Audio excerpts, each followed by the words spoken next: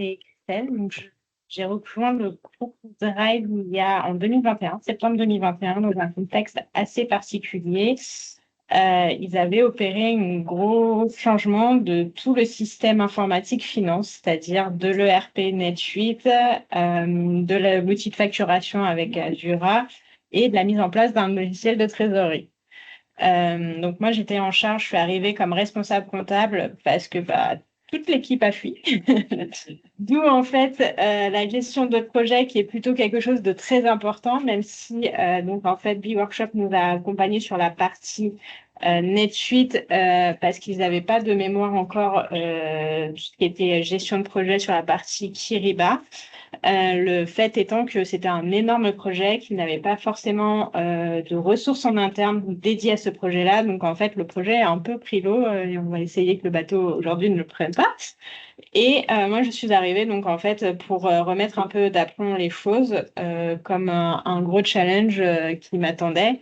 Donc, j'ai reconstruit une équipe, j'ai été très bien accompagnée par B-Workshop sur la partie NetSuite pour en fait essayer de remettre d'équerre les choses parce que en septembre, en décembre, on a quand même une période fiscale à faire. Donc, au bout de 2 ans, tout s'est plutôt bien passé. Ça roule pas automatiquement tous les jours. Pour autant, aujourd'hui, on est plutôt satisfait des choses et on m'a confié au bout de 2 ans, en fait, la mission de chef de projet finance pour aller un peu plus loin et en fait, automatiser, sécuriser nos flux. Donc là, aujourd'hui, on va parler surtout de la partie Kyriba, sécurisation des flux. Mais voilà, j'attire l'attention que quand on se lance dans un projet, il faut aussi regarder de notre côté client, si on a les équipes, si on a bien le bon cahier des charges, etc. Sinon, ça risque de complexifier un peu la suite du projet. Du coup, qui est Oudrive? Je ne sais pas si des gens connaissent Oudrive. Aujourd'hui, Oudrive, c'est une société française qui a 20 ans, qui a été fondée par 3 personnes qui sont toujours à la tête de Oudrive. Aujourd'hui, on est là une suite collaborative européenne, c'est-à-dire que en fait, nos principaux concurrents sont les GAFAM. On a une étendue de produits que je parlerai par la suite, mais aujourd'hui, en fait, l'idée étant que on a beaucoup de données qui sont stockées et beaucoup de données qui sont stockées à l'étranger, voire aux États-Unis, qu'on n'a pas forcément envie de voir partir aux États-Unis, type les données, c'est de l'armée ou autre, qu'on veut garder chez nous. Sauf que en France, il y avait personne sur ce marché-là, donc d'où en fait notre vocation. On a 80% de nos entreprises de nos clients qui sont des entreprises du CAC 40. On a des entreprises d'État. On a de la toute petite entreprise à la très grande entreprise. Et Oudrive, c'est un groupe de 10 sociétés avec une holding, 5 sociétés en France, 3 en Europe et une société en Tunisie pour plus côté service. Voilà. Ouais. Qu'est-ce qu'on offre? Parce que il faut qu'on vende quand même. On offre en fait du stockage, du stockage du document jusqu'au partage, jusqu'à la signature de ce document. Donc, on a vraiment le process de A à Z qui peut être fait depuis en fait nos outils. Donc, ce qui nous permet de gérer une traçabilité, de sécuriser les flux. On est régulièrement audité puisque en fait derrière on doit justifier que il n'y a pas de fuite de données. Donc aujourd'hui, le mot sécurisation est à la fois pour nos outils, mais aussi pour nos clients. Donc, je pense qu'on est plutôt les bonnes personnes pour en parler. Ouais. C'est déjà présenté. Ouais, on s'est déjà présenté. Alors, si on regarde notre organigramme, côté finance, on a une petite particularité, c'est qu'on a 2 pays. On a à Paris toute la partie comptabilité générale et fournisseurs, la partie contrôle de gestion, et en Tunisie, on va avoir tout ce qui est partie comptabilité client et recouvrement, avec une CFO qui est basée à Paris. Donc, on comprend bien en fait aujourd'hui l'enjeu qu'on avait de sécuriser nos données, d'aider aussi nos collègues de côté Tunisie à comprendre nos procédures qui sont pas toujours avec nous. Donc, en fait, de simplifier un peu les tâches de chacun d'entre nous. Donc, le projet initial de Kyriba, donc je vais te laisser en parler un petit peu. Donc, je reprends la main. Donc, effectivement, le projet initial, donc juste pour remettre dans le contexte, et Christelle l'a déjà fait, Donc il y avait un gros projet, en tout cas de digitalisation, et donc nous, en particulier, on était impactés sur la partie mise en place d'une étude dure. Et donc ce projet Kiriba, donc effectivement, c'est pas nous qui avons mis en place ce projet Kiriba, mais c'est en tout cas les équipes Professional Services de Kiriba qui étaient sur place et qui avaient estimé un projet sur 5 mois. En termes de périmètre, on parlait de quoi? Donc, on parlait de module cash forecasting. Donc, c'est tout ce qui est gestion de trésorerie et bien entendu prévisionnel de trésorerie. Toute la partie paiement, donc avoir une plateforme de paiement unique qui serait Kiriba, toutes banques confondues. Et une partie cash accounting. Alors, cash accounting, c'est quoi? C'est un module qui permet de faire de la comptabilisation de flux. Donc, à savoir, vous avez en fait vos différents cash flows. Et sur la base de ces différents cash flows, vous venez hériter des schémas comptables et donc redescendre des écritures comptables sur votre ERP. Quand je parle justement de redescente d'écriture comptable, donc il y avait une partie qu'on appelle NetSuite Bridge. Donc, c'est une partie de connectivité avec NetSuite directement. Donc, qui était alors, pour la petite histoire, donc cette connectivité est en train de changer, hein. Il y a une nouvelle version de l'API NetSuite, donc considérez que c'est de l'API, et qui permettait justement de pouvoir remonter des ordres de paiement. Donc par rapport à la question que j'avais tout à l'heure sur comment je fais pour remonter de mon ERP de NetSuite vers Kiriba, typiquement ici c'est de l'intégration, donc c'est vraiment uniquement des ordres de virement et des prélèvements clients qui après sont retraités côté Kiriba avec un fichier que Kiriba gère, qui est un fichier de paiement. Du prévisionnel, donc on avait tout ce qui est balance AG, fournisseur et client qui peut remonter en automatique. Donc ça vient se répertorier sur son prévisionnel plutôt moyen terme. Et également, vu qu'on fait de la comptabilisation dans Kiriba, la redescente de ces écritures côté NetSuite. Et donc en termes de connectivité, pour le coup bancaire, donc on avait donc la partie EBIXTS pour France-Allemagne et on avait également un concentrateur pour la Belgique, la Tunisie, donc ceux à qui ça ne parle pas trop. Le concentrateur, c'est uniquement être capable de recevoir des relevés de compte et de ne pas faire d'émissions de paiement, en fait. Et à ce compte-là, ça vous permet d'avoir justement une position de trésorerie globale, consolidée, mais sans avoir peut-être de certaines complexités liées à la partie paiement. Donc, on va finalement très rapidement récupérer cette position de trésorerie globale. Donc ça, c'était le projet initial. Après, comme vous l'a dit Christelle, tout n'a pas forcément été mis en place. Donc la partie comptabilisation notamment est presque pour être prête en fait, mais n'a jamais été activée côté OneDrive. Donc c'est peut-être quelque chose qui arrivera prochainement, mais en tout cas, c'est des choses qui fonctionnent très bien entre Kiriba et NetSuite. Okay. Vas-y, tu peux. Du coup, on a essayé quand même de mettre Kiriba au centre de nos outils, notamment lorsqu'on onboard entre guillemets un nouvel outil, ce qui a été le cas là très récemment avec Lucas et Silae. Donc Lucas pour la partie notes de frais, Silae pour la partie salaire, pardon. On s'est posé la question de comment automatiser le maximum nos flux. Sécuriser les flux et aussi faire que si une personne n'est pas là, on puisse payer les gens, c'est toujours mieux. Comme l'a dit du coup Laurent, toutes nos banques du groupe sont maintenant disponibles sur Kiriba. Donc il faut savoir que on a 10 sociétés, en moyenne on a entre 2 à 3 comptes, donc ça fait on a une moyenne entre 25 et 30 comptes sur Kiriba, ce qui nous permet de ne pas non plus devoir nous connecter sur chacun des portails pour avoir une position consolidée. Les flux avec Kiriba sont aussi bien entrants que sortants, c'est-à-dire qu'on a des flux entrants sur nos relevés de compte, sur la réception des fichiers de paiement et sortants avec les banques pour pouvoir avoir la communication pour effectuer en fait toutes ces transactions que l'on connaît. Ok.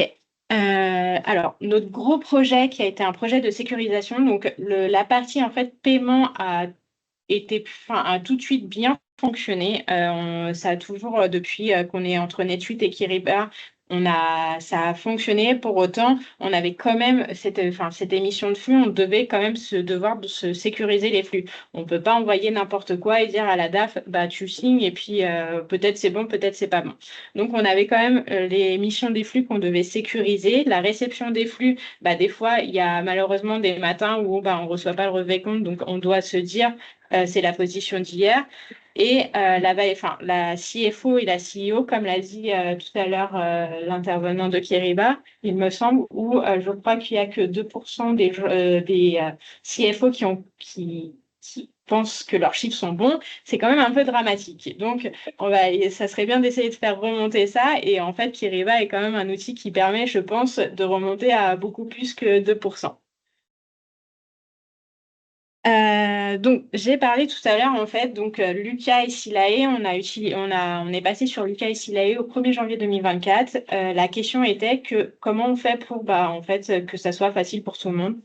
Il faut savoir que sur la partie Lucas, avant, on était sur Eurecia, rien n'avait été changé, tout était manuel, c'est-à-dire que on sortait un fichier, on prenait le fichier, les coordonnées bancaires qu'on avait de ADP, on mettait les montants qu'on devait y payer aux gens et on donnait dans Kiriba. Très sécurisé, donc on a dit il faut qu'on change ça. Donc aujourd'hui, si on regarde côté Lucas, donc outil côté notes de frais, donc on a la validation des notes de frais qui sont quand même à la main des comptables qui sont quand même revus derrière. Enfin, il y a tout un processus de sécurisation. Pour autant, ils n'ont pas accès au ROIB.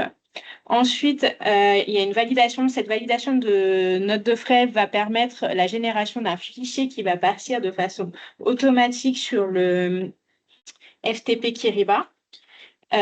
Donc en fait, aucune modification possible de données, puisque en fait, la base de données Lucas, les comptables ne peuvent pas changer les RIB, ne peuvent pas changer les montants. Donc en fait, ce qui est reçu depuis Kiriba, derrière, en fait, va être validé par notre CFO ou nos CEO. Donc elle est plutôt rassurée sur le fait que en fait, il n'y a pas derrière quelqu'un qui a été mettre son RIB 10 fois pour être payé et un envoi automatique à la banque.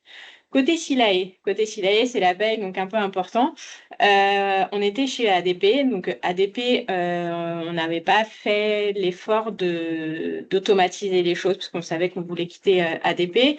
On avait un fichier, la paye nous envoyait le fichier Excel qui transité sur notre boîte mail. Sur notre boîte mail, le comptable le mettait sur Kiriba. Ah, des fois, il y avait un espace sur le RIB. Ah, attends, je vais le changer, je vais machin, je vais truc. Donc, une catastrophe. Donc, aujourd'hui, la responsable paye, donc appuie sur le bouton depuis Silae, qui envoie automatiquement sur le FTP Kiriba. Et ensuite, c'est la CFO, ce qu'elle va aller faire, c'est vérifier que le montant qu'elle doit payer sur Silae depuis Silae est égal au montant de Kiriba. Et après, le paiement est instantané, entre guillemets.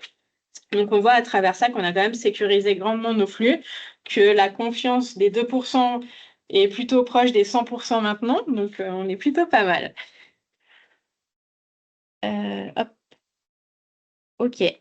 Si on regarde côté NetSuite, on ne vais pas vous faire tout le chemin parce que je pense que pas mal de gens connaissent NetSuite, souvent couplé avec Kiriba. NetSuite, aujourd'hui, on a le cas où on doit payer une facture depuis NetSuite. Donc, il y a eu la création du RIB depuis NetSuite sur la fiche tiers, la validation par soit la CFO, soit la responsable comptable de ce RIB pour une piste d'audit. Derrière, en fait, on va pouvoir mettre en paiement uniquement quand la première étape est faite, c'est-à-dire qu'on a validé le RIB, envoie automatiquement par API à Kiriba des données NetSuite et ensuite la CFO valide. Donc, le côté sécurité, on est plutôt pas mal aussi. La petite chose aujourd'hui qu'on a et qu'on n'arrive pas à se défaire, et je pense que tout le monde l'a, c'est-à-dire que on peut avoir des gens qui nous disent il faut que je fasse un acompte, on peut pas le payer depuis NetSuite, donc on est obligé de faire le schéma depuis Kiriba. Donc c'est-à-dire qu'aujourd'hui, on renseigne le RIB sur Kiriba, il est validé par la CFO ou la responsable comptable, ce qui permet après de pouvoir envoyer le flux à la banque. Enfin, avant, elle va valider son paiement pour un envoi à la banque. Donc, on n'est pas à 100%, mais on est quand même pas mal. Donc en fait, sur cet aspect-là, ce que dit Christelle, c'est que voilà, il y a quand même toujours, ça arrive, des petits cas particuliers où il y a des paiements manuels de Kiriba, tout va pas forcément sortir de l'ERP. Il faut juste comprendre que ici, on pourrait encore aller plus loin finalement dans la sécurisation. Et ça, c'est peut-être quelque chose qui sera mis en place voilà, prochainement, je sais pas.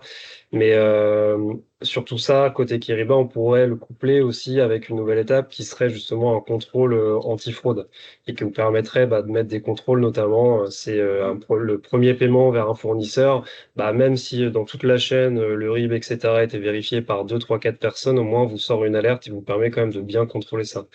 Il peut y avoir des contrôles sur des pays à risque, des contrôles sur des montants, sur justement des récurrences qui seraient pas normales, parce que vous savez que vous avez l'habitude de payer 3, 4 fois le même fournisseur. Si c'est 6, 7 fois, ça viendra vous popper une alerte.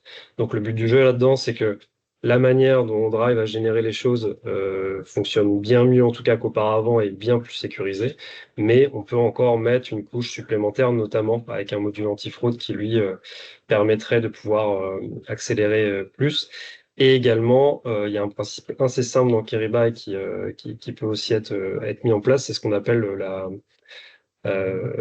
tiens, j'ai perdu le mot, la double administration, pardon, qui fait que chaque référentiel, en tout cas, doit forcément être validé avant de pouvoir être utilisé. Donc ça permet également, s'il y a des modifications de compte bancaire, de coordonnées bancaires, de fournisseurs autres, en tout cas, qu'il y ait ce contrôle qui soit fait en supplément et donc qui rajoute encore des contrôles. Derrière, bien entendu, toujours à mettre en relation avec la taille de vos équipes. Aujourd'hui, côté ODrive, ça n'a pas de sens. En fait, il n'y a pas assez de personnes dans ce schéma-là. Mais en tout cas, c'est des choses qu'on a l'habitude de mettre en place. Pour quelques mots, enfin, pour illustrer ça, je pense qu'on a tous été confrontés un jour, malheureusement, à la fraude au président. Donc, c'est en ça qu'on a essayé aussi d'imaginer comment on peut contrer la fraude au président, parce qu'on ne peut pas être étanche à 100%. KPMG a subi eux-mêmes, en fait, les frais de cette problématique. On fait des rappels, des sensibilisations au sein de nos équipes. Maintenant, c'est vrai que si on voudrait être bordé à 100%, il faudrait mettre le nouveau module. Peut-être d'ici quelques mois, je ne sais pas. Step by step, comme on dit.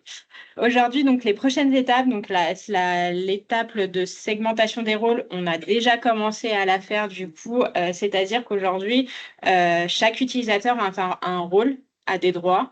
Il ne peut pas faire ce qu'il veut, ce qui permet, nous, de fiabiliser la donnée, deux, de sécuriser les flux, et trois, en fait, tout le monde n'a pas accès à toutes les données, c'est-à-dire que je ne peux pas voir le salaire de mon copain parce que ça pose des problématiques.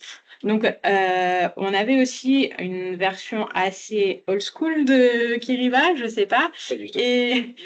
Et Laurent, à chaque fois on s'appelait, il me dit, mais c'est quand que je mets tes nouvelles cartes? Et je lui dis, oh, ça va, c'est bon, les opérationnels ont l'habitude, t'inquiète pas, c'est bon. Et puis un jour, il m'a montré la nouvelle cartographie, j'ai fait, bon, écoute, on va mettre un peu de renouveau sur cet outil qui peut être parfois un peu compliqué et à prendre en main, mais finalement, avec cette cartographie, à simplifier les choses. Aujourd'hui, moi, j'ai eu que des retours positifs des équipes en me disant, maintenant, j'ai plus qu'à cliquer sur un icône et j'ai accès à la data. Donc, voilà, et c'est aussi le rôle que Laurent et B-Workshop, c'est aussi nous accompagner, parce que on n'est pas toujours au fait de ce qui se passe. Donc, voilà les choses. Et enfin, je pense que la next step, parce que en fait, contrôle de gestion aujourd'hui, on le demande, c'est d'avoir un prévisionnel de trésorerie, parce que aujourd'hui, il faut piloter son cash, c'est quand même le cash is king, comme on dit. Donc, ça sera la next step. C'est un gros chantier. On a appris de nos erreurs, c'est-à-dire qu'on y va step by step. On lance pas 18 chantiers à la fois et qu'on finit que dalle. Et qu'à la fin, il y a une certaine frustration chez tous les opérationnels et qu'on ne peut pas satisfaire. Voilà. Merci.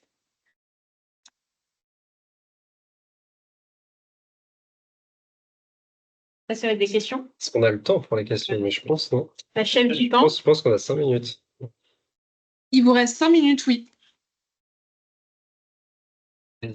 Lâchez-vous. Non, on a été c'est clair. trop clair, c'est fini. Ah, vas-y. Tu veux vendre des modules, c'est ça, non? Tu veux vendre des modules? Déjà, est-ce que vous avez mis en place un process de validation? Ça s'applique à l'ensemble des entités. Oui. C'est ça parce que on voit très souvent des clients qui ont ce type d'outil, qui font plein de choses en termes de sécurité, et au niveau de la holding, les process, les niveaux de validation, les workflows qui vont bien, qui ont négligé les entités un petit peu loin. C'est évidemment par là que on a des failles de sécurité et que la fraude peut interagir. Alors, il y a juste une petite spécificité, comme l'a dit Laurent tout à l'heure, c'est que, entre guillemets, là où on pourrait avoir un problème, c'est côté Tunisie. Aujourd'hui, côté Tunisie, du fait des spécificités bancaires, les virements ne peuvent pas être faits depuis Kiriba, tout comme la Belgique. C'est un peu dommage. La Belgique, c'est quand même un pays européen, mais pour autant, ils ont des protocoles assez spécifiques où on doit se connecter à des plateformes. Donc, c'est sur ces deux pays qu'on a une intention quand même assez particulière sur le fait que aujourd'hui, on a un outil qui est très bien, mais en fait, on a le pays en face qui répond pas. Donc, voilà. Les banques qui sont en face, qui sont pas. Alors, sur la Belgique, oui, on le sait. Mais pour autant, c'est une très grande banque nationale belge, donc c'est un peu dommage, mais un peu old school. Et côté Tunisie, c'est en fait, enfin, la Tunisie, c'est un peu particulier au niveau politique. Donc, en fait, c'est compliqué pour eux d'ouvrir les données. Pourtant, on est quand même sur la SG en Tunisie et pour autant, bah, on n'arrive pas à faire forcément des virements. Et la deuxième question, c'était sur le fait d'utiliser ou pas les process de validation qui sont disponibles sur mobile. Ce sont des signataires de MAD, ceux qui sont là. Non. Aujourd'hui, on n'a pas déployé la solution sur mobile. On est encore avec des clés. C'est aussi ça qui nous fait peur des fois. Il y a des matins où la CFO a fait «Qu'est-ce que j'ai fait de ma clé pour pouvoir signer?» Et là, on se dit «Waouh!» Mais on n'a pas encore mis ça en place. Un rappel sur il y a deux façons de valider les paiements. Qui peuvent être complémentaires d'ailleurs. Il y a un premier niveau de validation dit interne où on met un process qui n'est reconnu qu'en interne avec une passe par exemple. Oui. Et puis il y a ce que vous évoquez là, la validation externe avec des clés qui est répliquée côté bancaire. C'est ça. On peut évidemment cumuler les deux ou mettre que un sur un de flou. L'histoire de la clé, effectivement, c'est une limite sur la partie mobile. Par contre, la validation au niveau interne peut être appliquée sur. D'accord. Et ça, c'est pour, si on s'ennuie un petit peu, on va peut-être pouvoir déployer ça. Qu'est-ce que tu en penses? Oui, non, mais c'est toujours, hein, enfin, après, on est quand même dans une société où la technologie est quelque chose au cœur de notre métier, donc on essaye aussi de rendre le côté facile opérationnel. Très bien. Et ben, c'est tout bon alors. Merci. Merci. C'est vous.